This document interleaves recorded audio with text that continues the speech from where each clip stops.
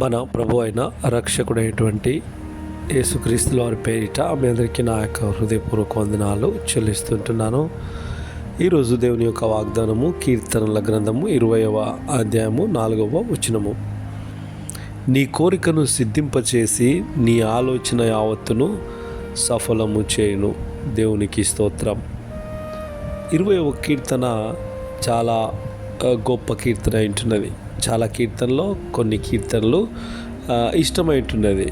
అన్ని కీర్తనలు గొప్ప కీర్తనలే. దేవుని వాక్యము చాలా గొప్పది, ఈచ్ అండ్ ఎవ్రీ వర్డ్. కానీ 23వ కీర్తన, 91వ కీర్తన, అదేవిధముగా 20వ కీర్తన, 1వ కీర్తన చాలామంది ఎక్కువ ఇష్టంగా చదువుతారు. ఎక్కువ మంది నోటెడ్ కంఠస్థం కూడా పెట్టుకుంటారు.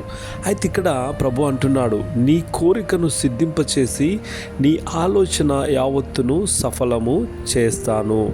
అంటే మనము దేవుని దగ్గర ఏ రకమైన కోరికలు కోరుతుంటున్నాము? మంచి కోరికల, చెడు కోరికల?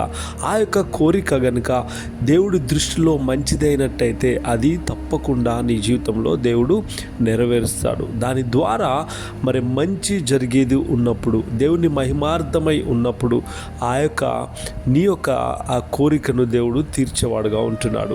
దేవునికి నీకు ఏమి ఇవ్వాలో ఏమి ఇవ్వకూడదో తెలుసు నా ప్రియ సహోదరుడా. కాబట్టి ఆయన మరి మనకు ఎప్పుడు ఏది అనుగ్రహించాలో తప్పకుండా ఆయన అనుగ్రహించేటువంటి సర్వశక్తిమంతుడిగా ఉంటున్నాడు. కాబట్టి మనము దేవుని దగ్గర మరి ఏది అడుగుతుంటున్నాము, అది ఎందు విషయమే అడుగుతున్నా, అది మన స్వలాభం కోసం అడుగుతున్నామా, లేకపోతే అనేక మందికి గురించి కూడా అడుగుతూ ఉంటున్నామా? అది ఒకసారి ఆలోచించుకుని అడిగినట్టయితే దేవుడు ఇచ్చేవాడుగా